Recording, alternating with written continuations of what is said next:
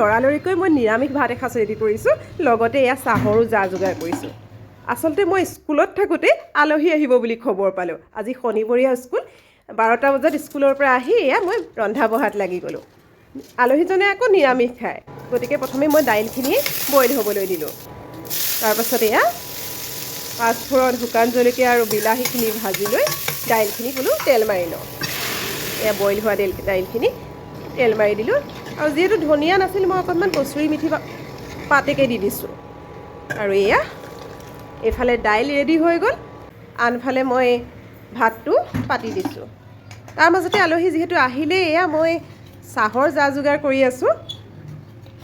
প্ৰথমে মই এয়া মানে সহজতে হোৱা মোৰ এই ইডলি পিঠাটোকে বনালোঁ।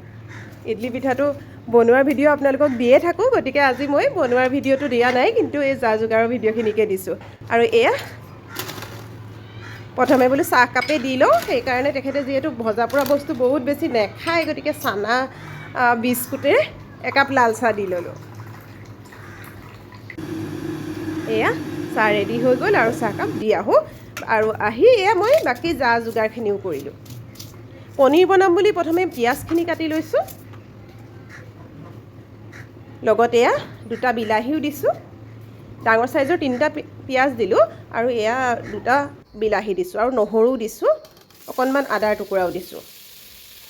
সকলোখিনি প্ৰথমতে মই এয়া তেল গৰম কৰি ভাজি লৈছোঁ।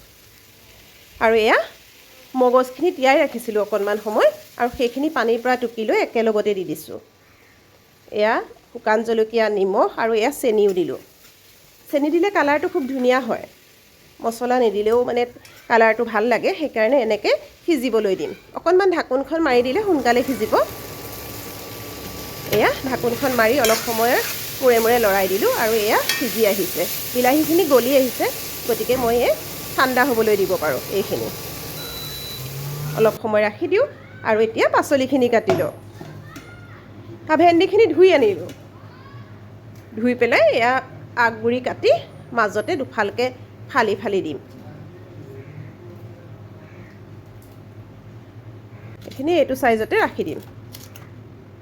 ফালি দিলে সোনকালে সিজেও, আৰু ভিতৰত পোক চোক আছে নেকি ধৰিব পৰা যায়, গতিকে ফালি পেলাই সিজাইছোঁ, মানে ভাজিছোঁ, আৰু ভালো লাগে। মই খাই আকৌ ভাল পাওঁ ফালি পেলাই ভাজিলে। আপোনালোকে বাৰু গোটাকৈ ভাজেনে ফালি পেলাই ভাজে মোক জনাবচোন। এয়া এইখিনি কাটি ল'লোঁ, আৰু এইফালে ভাজিখিনি উঠাই দিওঁ। হালধি দি দিছোঁ, দেখিছে তেলত হালধি, তাৰপিছত অকণমান নিমখ দি দিওঁ জোখ পৰিমাণে, আৰু তাৰপিছত এইখিনি লৰাই বগৰাই অকণমান ঢাকোন মাৰি থৈ দিওঁ। এইখিনি ঢাকোন মাৰি মই পিঁয়াজ এটাও মিহি মিহিকৈ কাটি আনিলোঁ, আৰু ইয়াৰ ওপৰতে দি দিছোঁ। তেলতে দিয়া নাই, এনেদৰে দিলেও শুকান ভাজিখন খাই ভাল লাগে।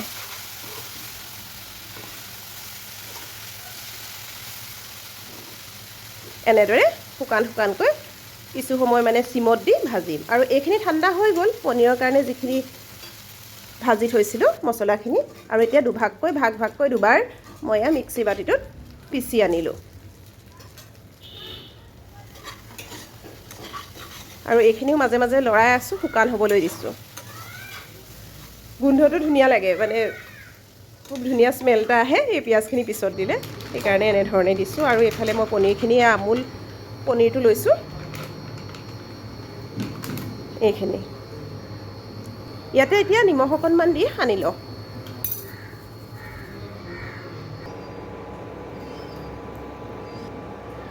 তেল একেলগে দি দিছোঁ, মানে পনীৰখিনি ভাজি ইয়াতে আঞ্জাখিনি বনাই দিম, সেইকাৰণে ইয়াৰ তেলতে আকৌ বাটাৰো দিলোঁ, ডাঙৰ চামুচেৰে 1 চামুচ দি দিছোঁ, আৰু পনীৰখিনি এতিয়া ভাজিবলৈ দি দিছোঁ।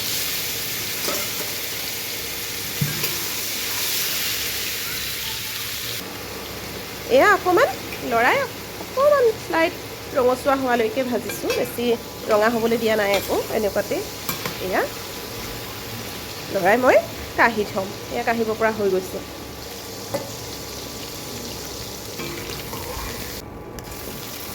তেলৰ পৰা কাঢ়ি সেইখিনি তেলতে বেলেগকৈ তেল দিব লগা প্ৰয়োজন নহ'ল, সেইকাৰণ পনীৰে বেছিকৈ তেল নুশুহে।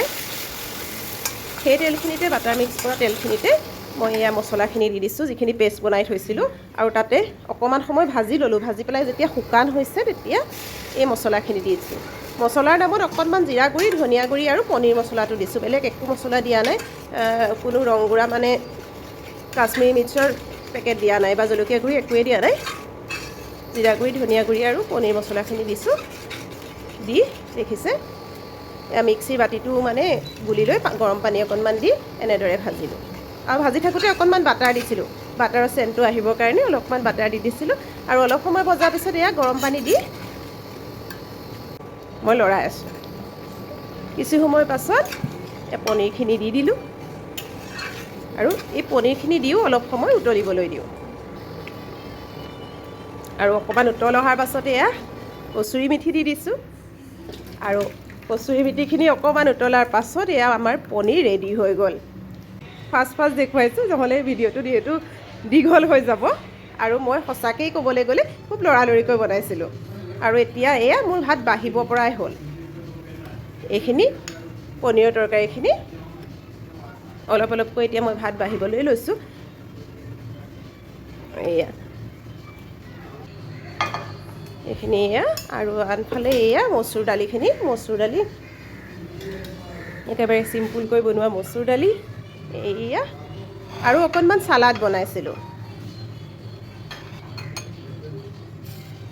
এইখিনি তিয়ঁহ, গাজৰ আৰু বিলাহীৰ সৈতে চালাড, আৰু এইখিনি লৈ মই এয়া ডাইনিং টেবুললৈ আহি গ'লোঁ। আৰু আজিৰ ভিডিঅ'টো আপোনালোকৰ কেনেকুৱা লাগিল জনাবলৈ নাপাহৰিব। যদি ভাল পালে এটা লাইক নিশ্চয় কৰি দিব, এটা কমেণ্টত জনাব। Thank U.